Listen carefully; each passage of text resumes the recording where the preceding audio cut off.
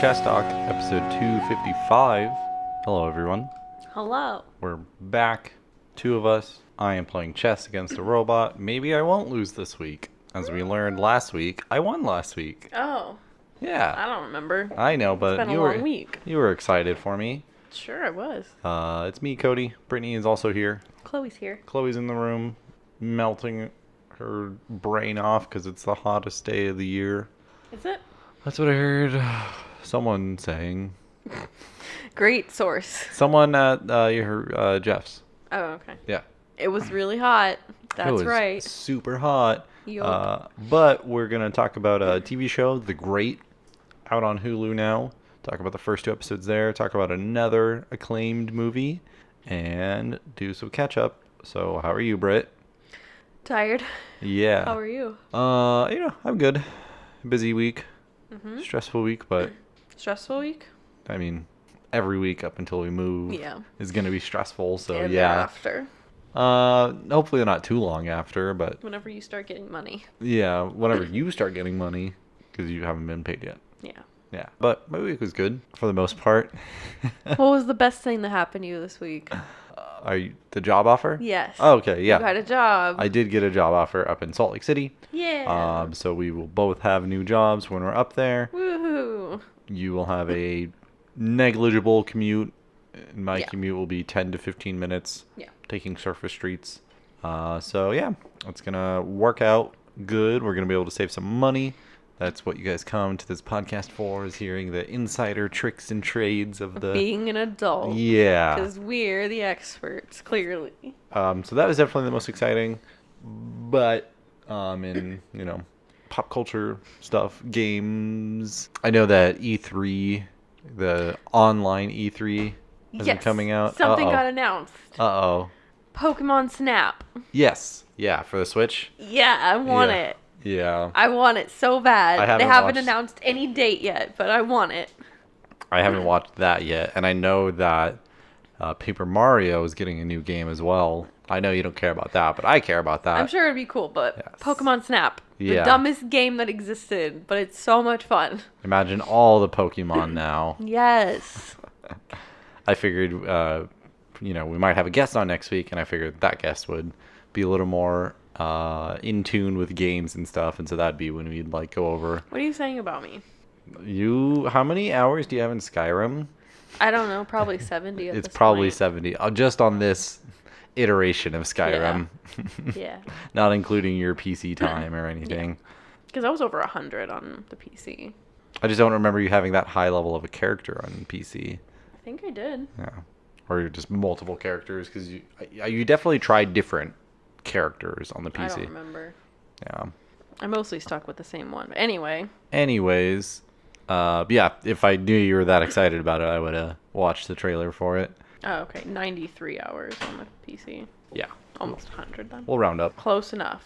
So yeah, next week we will bring up more E3 news, but I started playing a new game because I was tired of playing Bloodborne. What? Why? For the obvious reasons, and just, moving and stress and stuff like that. And when I would sit down to play it, I would just be like, I'm not going to make any progress, and I'm just going to get frustrated. So I'd rather wait until I'm at a more relaxed headspace to play this. So, like I said I started Horizon Zero Dawn, and it's okay so far. I think the face animation's really weird.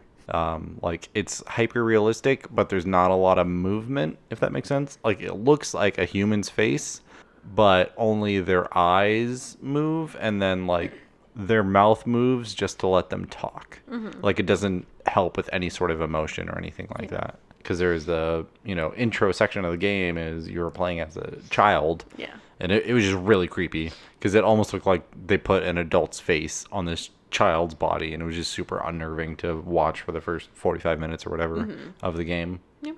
It looks pretty. Yep. That's one of the biggest things about the game is how pretty it looks. Mm-hmm. And I think it definitely holds up to that aspect of it. And I am excited to see, now that I've gotten my hands on it, the gameplay loop is, fun enough.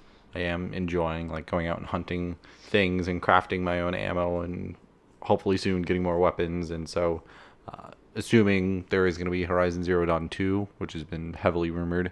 I can only imagine how much better that game will look. So that would be exciting. Yep. I think that's all I've been doing game-wise. Yeah. Haven't, had time for other things. No. Busy working and packing. General adult things. Yeah. And then this upcoming week for the podcast, it's this week, we have friends coming over as we're going to be saying goodbye to all of them. And so pretty much every night this week is hanging out with friends and seeing them and playing probably Catan. Yeah. Tons of Settlers of Catan. And I played it this past weekend with my family, and my sister destroyed us. Yeah. Like, absolutely destroyed us. It was pretty annoying, but That's fine. cool. Yeah, she had fun. Yeah. That's what matters. Exactly. You ready to get into topics? We watched the first 2 episodes of The Great, like I mentioned at the top of the episode. Is this a Hulu original? It is. Okay. Hulu original starring... Elle Fanning. Yes. Is she related to the Yes. Dakota She's Fanning? Dakota Fanning's younger sister. Okay. I thought you were going to say daughter for a second, and I was going to be like, you take that away. No. She's like her younger sister then, right? Because isn't Elle Fanning like fairly new to the acting scene? No, she's been acting for a while. Oh, okay. Elle Fanning is 22. Yeah, Dakota's like in her 30s. No. Yeah. No, she's 26. She's in her like 50s. No. Anyways, starring her, Nicholas Hoult, and couple. I only recognize the Archbishop, the priest. I don't know what title he is. Archbishop. That's his actual title? Yeah. Okay. Archie. And like I couldn't tell you what the actor's name is, but He's in a lot of things. he's in tons of things. I think to me, or probably for everyone, like the best way to get his face in your head is he's Hermione's dad in I the don't couple know if scenes. that's the best. I can't think of any other role Let me he's see. in, but like you see him in this show, and you're like, oh yeah, that guy. He's everywhere. He has one of those faces. Yeah, He was in Love Actually. I remember him from that. I don't. Yeah, I do though. Now that I see it. Fuck. What was he in? He was in Breaking Bad. Yeah, He's Elliot. Elliot Schwartz. Yeah. Schwartze. That's probably the most recognizable thing. Rather than Hermione's, Hermione's dad, though. in that one scene when where he gets obliviated. Yeah. Fucking... That's a pretty memorable character. Do you know who her mom is? I know it's like a pretty well-known actress. Catelyn Tully. Yes, yeah, Yeah. that's who it is. Yeah, she has black hair though. Yeah. Yeah, Yeah. His most recognizable role is being Elliot Schwartz. right. So. But yeah, he's in it. But Nicholas Hoult and Elle Fanning are definitely the main two. because Elle Fanning is the new Empress of Russia. She plays Catherine the Great. Catherine the Nothing, I think, is her like current Title. Like, anytime. She's going to be Catherine the Yes. Great, the actual real Catherine the Great. I didn't know that. You Because I watched the pilot on my own like a couple months ago at this point, but we rewatched it, and when I was just watching it, I was like, oh, okay, whatever. Like, just, her name's Catherine, yeah, the Great, yeah, whatever. And then I want to say it was after I looked up like the summary or something. It was like tailing early Catherine the Great and her rise to like fame or whatever. I was like, oh, that makes sense. Yeah, she's a real person. Yeah, because the intro, like the little like title card it has, it's like occasionally on a true story or about a true story. Yeah. So it's a very fictionalized history. you mean they didn't use modern language English in Russia and they weren't all British? Nah. Yeah, so it's just her. The pilot is her getting to Russia and meeting Her husband to be. her emperor. They're married within 5 minutes of the show starting, and I think right away the show gives you its tone when you first meet the emperor, and he, after doing like a circle around her, says to send her back. She's taller and She was taller in her portrait. right, and then turns immediately around and starts laughing because he's just having a goof. I think that instantly sets the tone of the show, and then at the wedding, she stands up to like start talking, and he's like, "Oh no, you don't speak love." It's great. It's a great show. The first episode is definitely hard to watch in that aspect because then immediately after the wedding thing you have It's very christening. fucking... Oh, God. It's accurate for its time period and its Yes. treatment of women. Frustrating. Yeah. It's such comedy how naive she is Yeah. and what transpires, but like her big monologue of how her first night in bed with the emperor is gonna be, and then he's talking about a duck call with his mate while he waits in the doorway. It's sad. They're doing a very good job of setting up Catherine's, optimism and naivety while still showing that she is a smart person.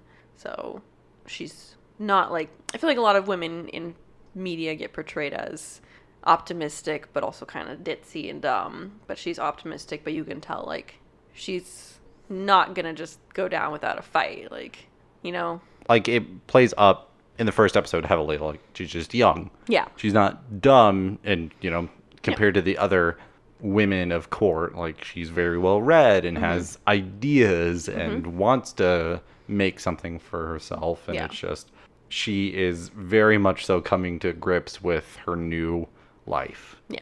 And it's hard. And then it kind of, like, plays directly into the second episode, where it's like, you see what her realization is in that regards, where she's visibly depressed and upset in court to the point where everyone in court knows it. It's not a well-kept secret, and she'll probably be killed off for being too sad. Yeah.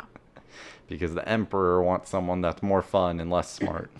Because her job is just to make him happy. And to give him heirs, preferably boys. Yeah. And there is no higher purpose. Yeah. Do you know the true story of Catherine the Great? I know nothing about it. And, I mean, you can't It's really not say spoilers because... Yeah. But, I don't know. No, I'll let you just watch it. For, like, a brief second, I got her history, because I don't know anything about Catherine the Great, but I got her history mixed up with Joan of Arc. Joan of Arc? Yeah, Joan of Arc, okay. Because I was thinking, like, it's like Joan d'Arc or something, like French, right? She is French. Yes. Anyway. But I was like, yeah, like, she's gonna get, like, captured and, like, burned at the stake or whatever, right? That's the end of Catherine the Great. Nope. I was like, wait. Nope. That's wrong. I don't know wrong. history. Nope. Was this time period in any way researched in your degree? Not really. You focus mostly on America, right? Yeah, like, the way my college worked was, here's all this stuff about American history. There's your degree. Yeah. I'm only asking Britt because she has a bachelor's of history, so. Yeah, you wouldn't know that, though. It comes up in everyday conversation. I don't know what you're talking about. about. Anyway, no, not really. Any kind of European history classes I took, they didn't really go into, like, this much detail. Like, they never really talked about Russia. Because they're the enemy. Kind of. But, no, there was a lot of, like, the ones that stood out to me the most was any kind of discussion about, like, Germany and how Bismarck's, like, rise to power all the way up to, like, Hitler. Germany was the main focus of a lot of European history classes for me. Yeah, I get that. So, no, I was interested in Russian history when I was younger, but there's a lot to unpack there. And this was pre-Bolsheviks, so it kind of can be a little boring. What time period is this in? Like the 1400s? No, it's like the 1700s. Oh, is it? Yeah. Oh, okay. Sure. Because the way You might need to edit that out if I'm wrong. I know we're like bouncing around a lot because the way Orlo talks is like they're still at like the tail end of the Dark Ages, at least in Russia. Yeah, it's the 1700s. Okay. Because it's happening during like the 7 Years' War. With Sweden and stuff and how they're losing. Yeah. Because Orlo talks about, how bringing someone in like Catherine with these ideas and these French philosophies, how it could bring the light and the Renaissance to Russia. And so I assumed it was at the beginning of the Renaissance, but it doesn't surprise me too bad. Most of the second episode was her trying to convince Orlo, who is Peter's, like, basically, like, to compare it to something modern, Hand of the King, basically. He's the brains. Yes, he's the king's hand. The brains. Yeah, he's the hand of the king's king. Brains. He's the hand of the emperor. And he's very good at playing the game of politics, and he's been in the position he has been in for the last at least 10 years, they've said, like under Peter's father and his mother, I think. I don't remember. But basically, because he is a brainy person, Catherine is drawn to him, not in a sexual way. Even though that scene was really funny. I wanted to talk about that scene. Yeah. Anyway, she's drawn to him because she knows that he's a intelligent person, and she knows that she could not use him, but like he could be a great asset in her plan to essentially overthrow Peter. Because in the Russian monarchy, it's the heirs don't take over if the ruling emperor dies. Yeah, it goes to the empress. Yeah. So, yeah. Because we haven't even talked about my favorite character in the show is her lady? Her, like, handmaiden, basically. Yeah, her servant, her, like, I don't know, like, they didn't really give her a title. Handmaiden. Yeah, like, her right-hand lady. That's who, Muriel. You can just say handmaiden, that's what it is. I'm going to call her by her name because she has one. That's fine. But Muriel. Like, to describe what she is. She's a human being. Oh my god, you're the worst. Anyway. She's my favorite character, and like right away in the pilot, jumping back and forth, you can tell something's off about her because she isn't this like timid, quiet. She's got some like sass. She's got bite to her. Yeah. And like right away, you're like, that seems pretty out of character for this, role she's in. And you discover through the pilot that she was recently placed into this role after being a lady of the court because her father fucked up in court or something like that. Peter's punishing them. By making them all servants. Yeah. So, I think she is, I guess, straight man to Catherine, but she is just the reality check for Catherine in this new world. And it's perfect for us as an audience because that is what we need. We need this surrogate to tell us this information about the court and the consequences for any of Catherine's so bright ideas of what she wants to do. Like outwardly saying, I need your help with the coup. Will you kill Peter with me? Fuck. So brave. Yeah, so I don't recognize this actress from anything, but I just thought right away, like, doing a really good job with this character and pretty funny. And yeah, I definitely like her as a character. But yeah, the second episode is Catherine struggling to come to terms with the new life. And really planning the coup. But also like giving into the court and playing by its game so she doesn't die and so she can build up Russia as a country, which I think is pretty substantial character growth within like a 2-episode arc, which is cool to see. And so I'm kind of glad that, the depression, moody phase, like, your life isn't the worst, but you're also not happy, so I get it. I'm glad they got that out of the way. And I'm hoping the remainder of the show is going to be her just, plotting and actually making moves. And as much as I like Nicholas Hoult as an actor, he's the worst. He's so good at playing this character. Because in The Favorite, I think he had a very similar shithead, high up, British. Fuck. And so I just think this is like the perfect role for him. So I want to continue seeing him on the show, but at the same time, he's a monster. And I want to see what Catherine can do as an empress and what she can accomplish. I liked when she started playing the game and he decided they were going to have sex again. And she was just smiling at him the whole time, not really like enjoying it. It was so funny. It was so awful to watch because like, he doesn't want you to just like stare off and do nothing, but like it's just as bad. I don't think he gave a shit. He was definitely like put off by it. He was not enjoying just it was a deadpan smile essentially. Like she needed to be happy. Now she's happy. So happy. Indeed. Huzzah. She said indeed. Yeah. When he asked if it was good.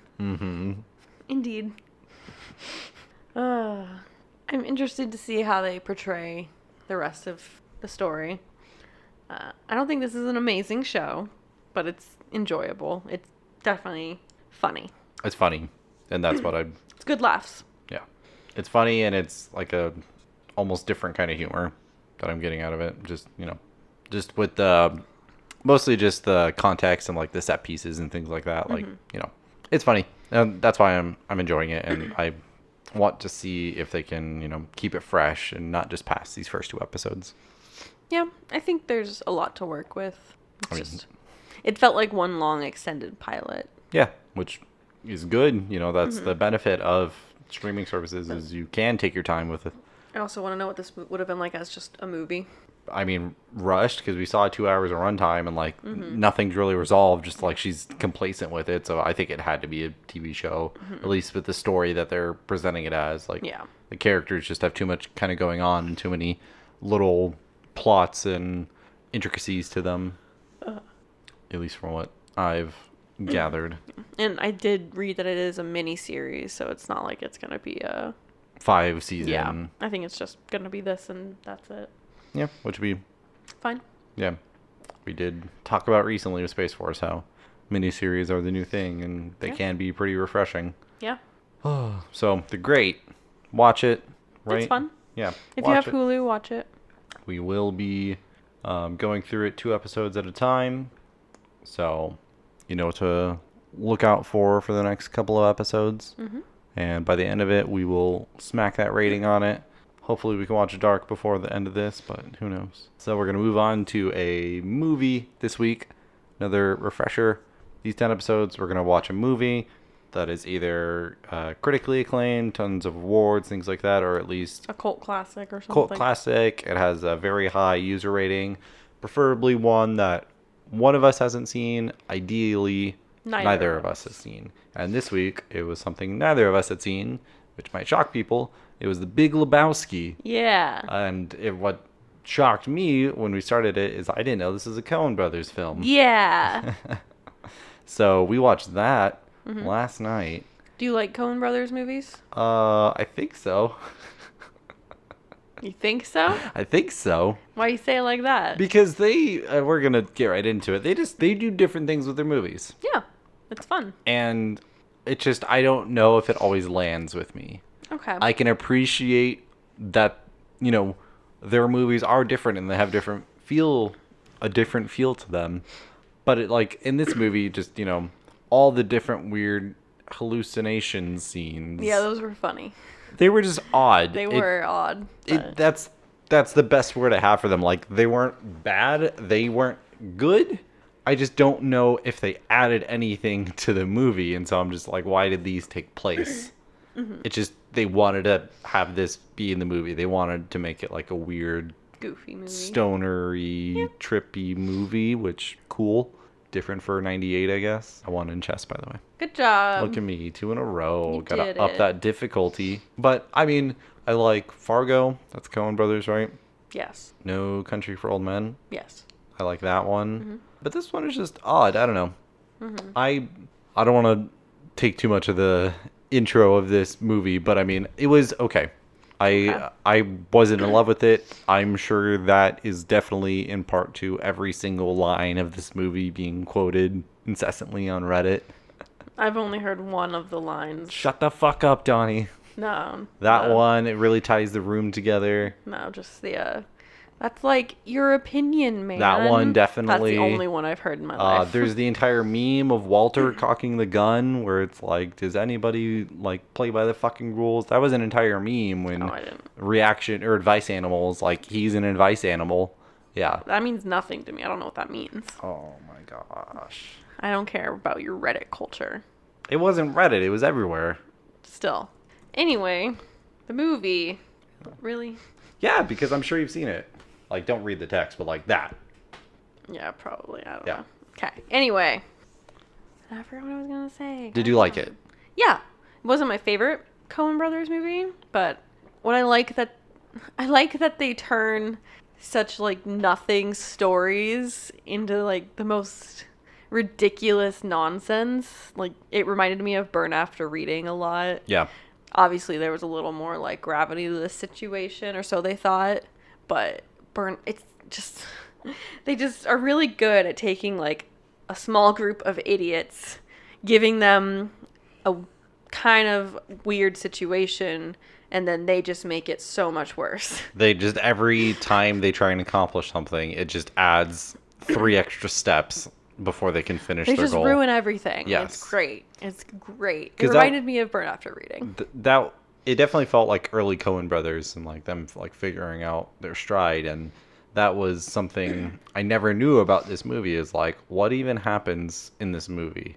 Yeah. Because like all the quotes that everyone says, it's just like I don't know what that means. Like it just seems like nothing happens in the movie. Yeah, this whole time I never knew what the movie was about. So the whole like A plot was just like, what? Okay. It just seems very serious because it's this rich man's wife is captured, and these weird Germans are gonna kill her if you don't give him money. And it's like he just wants his rug back. Yeah.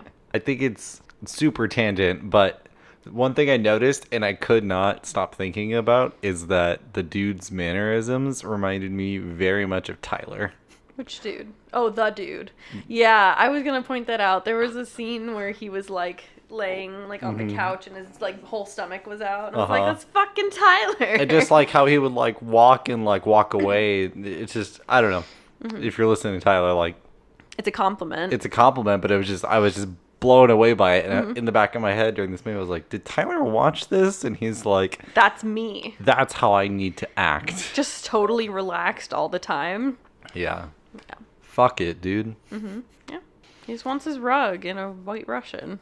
I did know the White Russian bit. I knew that was his drink. I knew that in such a weird way because on the RT podcast, they talked about the Alamo Drafthouse and how like they do like movie nights for these cult classics. And when they do that, they typically alter the menu so you have certain food types. And so when they show the Big Lebowski, you can have White Russians and, you know, themed White Russians. Hopefully, like bowling alley food. Probably, yeah. Like pizza and nachos, yeah, something like dogs. that. So I like kind of knew that, but at the same time, like it wasn't really a spoiler for me to know that, oh, he loves White Russians. Yeah.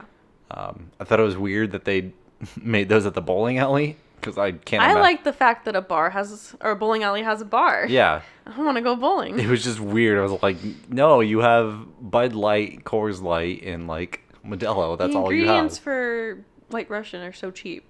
Yeah, but when was the last time, one, you've been to a bowling alley, and two, you saw like a bar just... I've never seen a bar in a bowling alley, and I think that's cool. But it's in LA, so... Yes, but I've seen...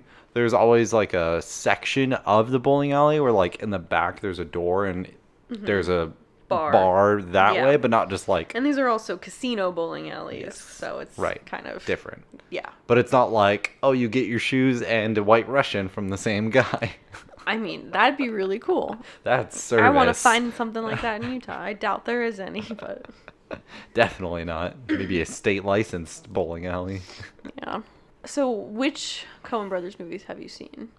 The ones I mentioned: Burn After Reading, Fargo, No Country for Old Men.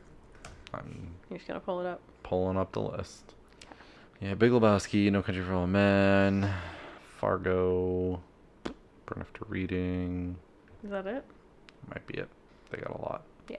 Yeah. The Jesus Rolls. Yeah. Jesus Rolls. Yeah. Is that like a spiritual sequel? It's a spin-off, but they weren't involved in it. They just gave John Turturro the rights to use the character. Interesting. Yeah, because he really liked being that character and wanted to like play it again, but they didn't have any interest in doing any sequels. Yeah. So someone made this movie about Jesus, whatever. Yeah. And John Turturro. They gave John Turturro the rights to do it. Yeah, because I mean, came out just last year. Yeah. And it has bad reviews. And he was barely a character in it. And that's another thing about, you know, not knowing anything about this movie. Didn't realize bowling was going to be such a huge part of this movie. I knew that some of the scenes took place in a bowling alley. It was every other scene. Yeah. They just wanted to bowl, and then the Big Lebowski got them involved in this shit. I think Walter just wanted to bowl. Donnie definitely wanted to bowl. Donnie just wanted to bowl. The dude was just there because that's him. He's the dude. Like his friends wanted to bowl, so he's like, okay, sure, let's go bowl. Because we never saw the dude bowl. Yeah. We saw Walter throw a ball once, and then we saw Donnie bowl every other scene at the alley. Rip Donnie. I didn't see coming. I had no idea. I was loving this baby Buscemi, and I wish he had, like, lines. Yeah. There's right by the In-N-Out burger. Shut the fuck up, What was doggy. the Beatles song? I Am a Walrus? I am the walrus. Yeah, because they said Lennon. Yeah, like Vladimir Lenin. I am the walrus. Every Buscemi role I've ever seen is usually like, he's like psycho.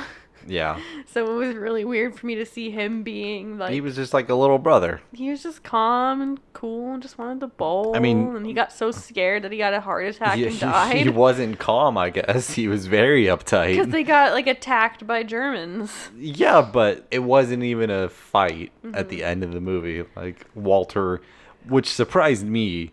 I thought Walter was going to get the shit kicked out of him, and, like, that's the comedy. But, oh, no, yeah, he, you know. He's a Vietnam veteran. Back in Nam, man. Yeah. It's the Sabbath. Shabbos, Sabbath, or whatever. It's something. I don't know.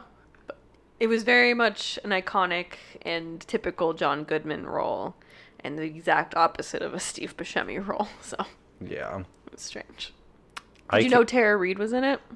I think somewhere in the back of my head I had known that, but I mean, she was not really in it. I know, but she was the wife. She was Mrs. still Lebowski. weird. Yeah, So weird. this is prime Tara Reid, so. Yeah. She was in Sharknado.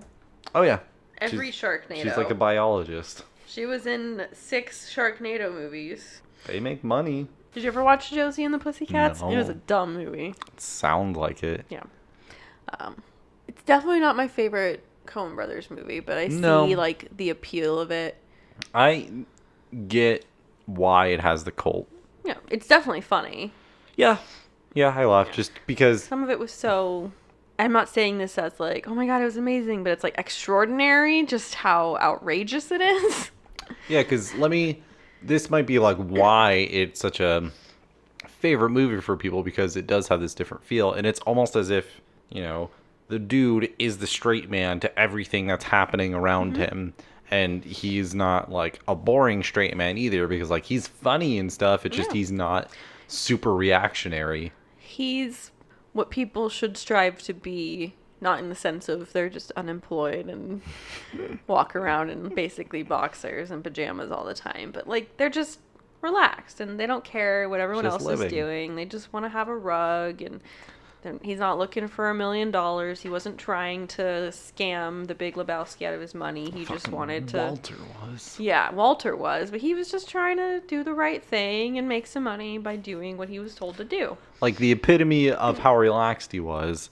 Germans broke into his house while he was taking a bath, and all he says was, "This is a private residence, man." Yeah. Yeah.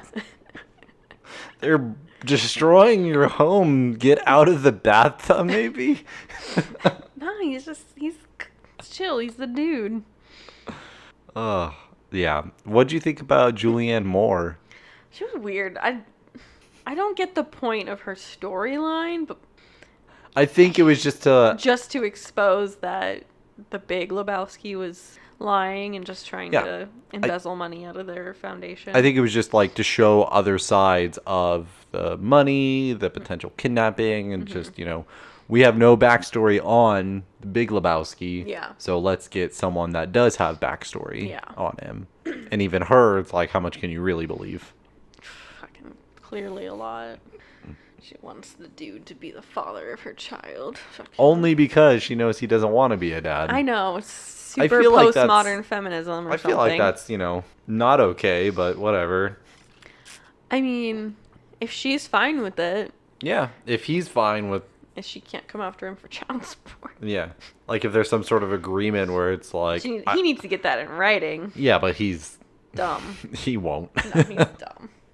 The dude, if that was like a real person, the dude, I can't imagine the dude is still abiding as is. Yeah. I think my favorite part was in the beginning when he goes to Lebowski's house to ask for him to reimburse him for the rug, and he's just losing his mind. He walks out, and Philip Seymour Hoffman asks, "How did it go?" He's like, "Pretty good. He told me to take any rug in the house." I would say, Yep. just before that, when he's looking at all the medals and awards and stuff like that, and you know, he's there's a picture of the Big Lebowski with Nancy Reagan and Philip Seymour Hoffman. What, Brandt? That was his name? Brant. Yeah. Rip Brandt. And Brandt was like, yeah, well, he met President Reagan in a more private session. And it's like, oh, Nancy's good enough. And then there was like this weird plaque with like a footprint on it. And the dude kept like tracing it. And Brandt was like, please don't. And he just did it one more time. And Brandt was like, ugh. He's not being malicious. It's just he's like, He's just like idle hands while he's talking. Yeah. Trying to get a sense of who this rich guy is. who the other him is. Right. Yeah. Jeffrey Lebowski. I mean, maybe I did enjoy this movie because another very early line when he's getting waterboarded by the thugs. Yeah. Like, second scene in the movie. And they keep asking where the money is. And he's like, I need one more look down there. Yeah. Implying, like, dunk me in the toilet. Yeah. So, That's funny. what this movie does well, I think, is everything about the dude. I feel like they got that character down. Yeah. And they establish him right off the bat. Very much so. But I think the story is okay. I think they do try and have way too many subplots. Like, man, what's the adult entertainer guy? What was his Jackie Treehorn? Yeah, like that whole thing. Yeah. They didn't really see the point of. Honestly, even Maud Yep. wasn't super relevant. I mean, she was a fun character to have on screen, but I don't know. I just didn't really see the point of it. Yeah. Feel like I say this about so many movies, but it's just this movie would have been a lot better if you take out like 30 minutes. Yeah. That's kind of where I fall, and it just very much so a 90s movie. Do you have any final conclusions, final thoughts though? Like wrap up your feelings. No, I already said everything. Just it's not my favorite Coen Brothers movie, but I do like it. It was funny. I can see why it's a cult favorite. But Do you think you'll ever watch it again? maybe one day, yeah. Yeah. It's fun. I like the dude.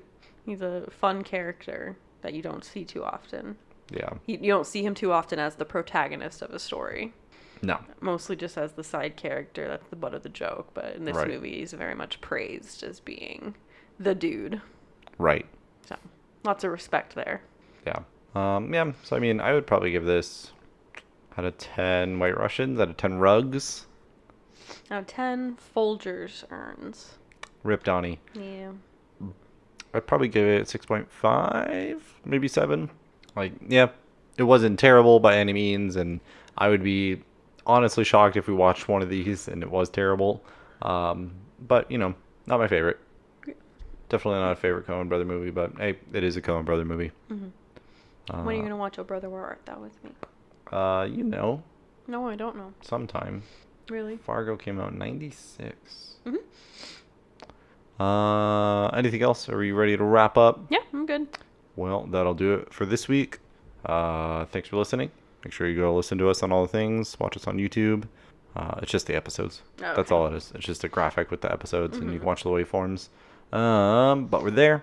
We will be back next week talking about more of the great, hopefully, because next week we will be moving. So, you know, maybe pardon our dust, maybe not.